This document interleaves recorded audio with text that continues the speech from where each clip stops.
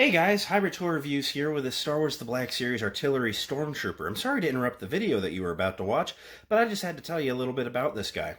He is the prize to whoever's lucky enough to win him once the channel crosses 1,000 subscribers. We're very nearly there, so if you're not subscribed, click subscribe down below and wait until I cross 1,000 subscribers and I'll upload a video telling you how you guys can enter to win this guy. He's a super cool figure and I think whoever wins him is going to be very, very happy with him. Anyway, I'm going to let you get back to your video. Thanks a bunch for hearing me out on this, and I hope you enjoy the upcoming video. Bye! Hey everyone, Hybrid Toy Reviews here, bringing you a look at the Star Wars The Black Series Reva from the Obi Wan Kenobi show. This figure is just starting to hit some Target shelves. I actually got it from someone who'd found it and was reselling on Facebook Marketplace. Very minimal markup, only a $5 markup. I was happy to do it. And I'm super excited to add her to the collection. She's looking pretty cool, but let's get into the review and see what we're getting here.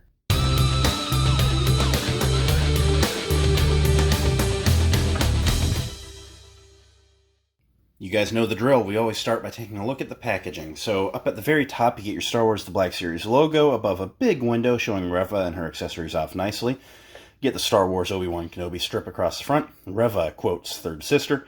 Warning 4+ Hasbro. This side of the box features really cool artwork of Reva looking honestly pretty good. And then this side of the box features your standard wraparound window, wraparound blue stripe, and Star Wars The Black Series logo. All the way around back, you get a zoomed in look at that side art. You get your Star Wars The Black Series logo, her name, a bio. Again, it's very much the same one as on the Obi-Wan figure, where it doesn't actually say anything about the character. It just says that the show is set after Revenge of the Sith, and then what happens in Revenge of the Sith. Like, it has nothing to do with the Kenobi show. It doesn't tell you anything about Reva. Of course, I'm sure they're expecting this figure to get out early and potentially cause leaks for the show, but still, I don't know. Weird bios on this line. She's number 3 in the Kenobi lineup. A bunch of legalese underneath that. Barcode and legalese at the bottom. Top of the box features a window that allows a little bit of light in the package should you be one to keep your figures on card. I am not. I'm going to tear this box open off camera and give you a look at what we're getting inside. Alright, here we have Reva out of the box, and as always, we'll start by taking a look at the figure's accessories. So she comes with a couple variations of her lightsaber. She comes with the more commonly used one, where it's in the half-hilt mode, without the full ring around it, and then the 2 blades. Like any other Black Series lightsaber, the blades are removable. They are actually mounted in there pretty deep, pretty stiff, but they do come out if tugged on. That's what she said. And just to take a look at the hilt, it does look very nice. Unfortunately, it looks like this is going to be the only Black Series Reva lightsaber we get. I had to throw that HasLab joke in there, right? This hilt features a peg on the side, and on her belt, she features a peg hole on her right hip. So you can peg the saber in like so and have her carrying it unlit. She then also comes with her 2 half sabers, which is actually kind of cool that they knew to throw these in, considering that, you know, the lightsaber coming apart didn't happen until the one time she fought Vader. Spoiler alert, but you guys have had like a month at this point. And why would you be watching a Reva video if you haven't seen Kenobi? These are identical to one another. They do not plug together. They are just what they are. One thing that I do kind of wish, and you know, they're always talking about going plastic free and stuff, you know, and they are going plastic free. But like with all this talk about money saving and plastic free packaging and stuff, they didn't really need to give us 4 lightsaber blades here. I kind of would have rather they gave us just 2 lightsaber blades. Because you know, she's not going to use a double-bladed and then one of those halves. Those halves are part of the double-bladed. And then maybe instead of giving us the 2 extra blades, they could have given us a version of her hilt with a complete circle around it. You know, and just a different use of plastic, you know, volume. But I digress, you know, just a thought. But ultimately, I'm just going to use the half D, you know, the half circle hilt like she normally does in the show anyway. Setting my display stand off to the side and just taking a look at Reva herself, I have to say there are definitely some quirks with this figure, but the likeness is not one. The Reva likeness is pretty damn good, I gotta say. Moses Ingram is captured very well in plastic form here. The figure kind of has a resting bitch face, much like the character does, but it's a very good expression for Reva. She's no nonsense, you know, she is just on the hunt, she is tracking Obi-Wan. Looks very good. They kind of do some shading around the hair where the really cool black lady braids are wrapped really tight, pulling her skin and stuff. I've never really understood the style, but apparently it's popular. But there's some shading on the skin that's exposed, and it all comes back to a very well-sculpted hairpiece. Now we get down to the body, and I will say there are some very... If I can get her to stand up, geez. There are some proportion issues for sure. Here, I want to get her completely in frame. So, Reva has no torso.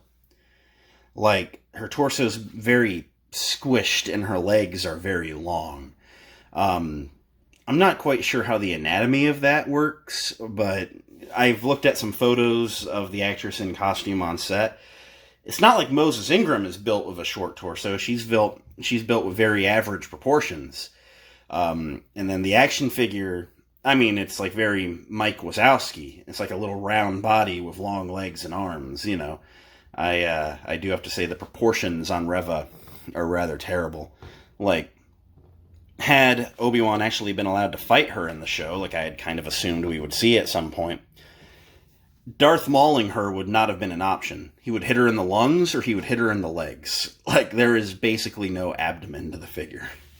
So, I don't know. It's definitely a little weird looking, but I don't know. You get over it, I guess. So, looking over the rest of the costume, it's very good looking. It's very glossy black plastic. Little silver accents here and there. One thing that throws me off is her right shoulder pad has an Imperial cog sculpted on it. I would assume that should be painted silver, but maybe not. I don't know. It's just, it looks weird to me that it's just black on black. Go down the costume, and other than black and silver and a little bit of red on the button, on the belt button there, you do get the gray inner thighs going on here with the glossy black boots. And it's just a lot of glossy black plastic in varying sheens, I gotta say. I do like the cape on her. It's kind of permanently attached. There's no removing it. It kind of just it's basically just a triangle of fabric with a slit down the center, like the Kenobi cape should have had. But it works very good. It gets out of the way. It's very flowy. And as long as you wrap it around her a little bit, it does rest rather naturally. So I have to say, there's nothing bad to be said about the cape. To run through some articulation, she does feature the standard double bar neck, allowing her to look that high up. The ponytail is very soft, so it gets out of the way. She can look that far down, which is pretty good. A lot of pivot, like an absurd amount of pivot and rotation. Her arms can come up to your standard T-pose, and there's butterfly joints in there. She can 360 at the shoulder. Single jointed elbows go way past 90 degrees. She has really good deep cut rotation at the elbow. 360 on the wrist with both hinging up and down. Much better than the Kenobi figure does. I'm going to say mid-chest because, like she doesn't have a full-blown torso, as is mentioned. Ball joint, allowing her to crunch. Nope, as I launch her off the table.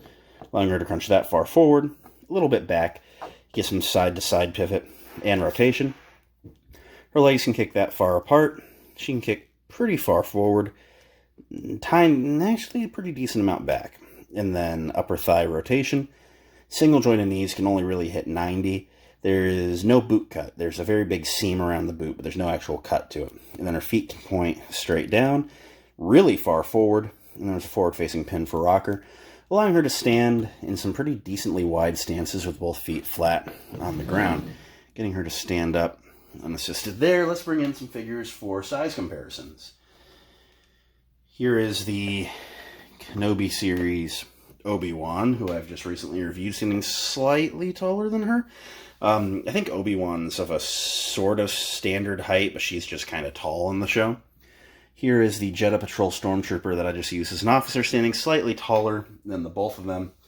And then because I refused to buy the Kenobi series Obi-Wan, or because I refused to buy the Kenobi series Vader, because they reused the A New Hope Vader instead of the better articulated Empire, here is the Empire Strikes Back Vader, towering over all of them exactly how he should. So, end of the day, what do I think of the Black Series Reva figure? I gotta be honest, I really like how this one turned out. Other than the weird torso proportions, the articulation's very good, the sculpt work's very good, the likeness, I gotta say, is a very good dead ringer Moses Ingram. I really like this figure a lot. I gotta say, like her character in the show, I didn't dislike her. I was just like, oh yeah, it's just an Inquisitor. I mean, she was nothing extremely remarkable. Objectively, as far as all the Force users in the galaxy go. She is not a top tier or a high ranking. She just was an Inquisitor. But I didn't find a lot of attachment to her story. But as far as more or less generic mid dark side villains go, I really do like Reva. And the action figure is a very good likeness. I think that she's essential for your Kenobi shelf. And the articulation is fun. You see I got her in a pretty dynamic looking pose here. And yeah, I'm digging it. I really like this figure, and I highly recommend it. You don't necessarily have to be a Reva fan to just acknowledge that it's a good likeness and it's a fun-looking figure. There's some good articulation to it. So, I'm going to go. Thanks a bunch for watching. It means a lot that you did.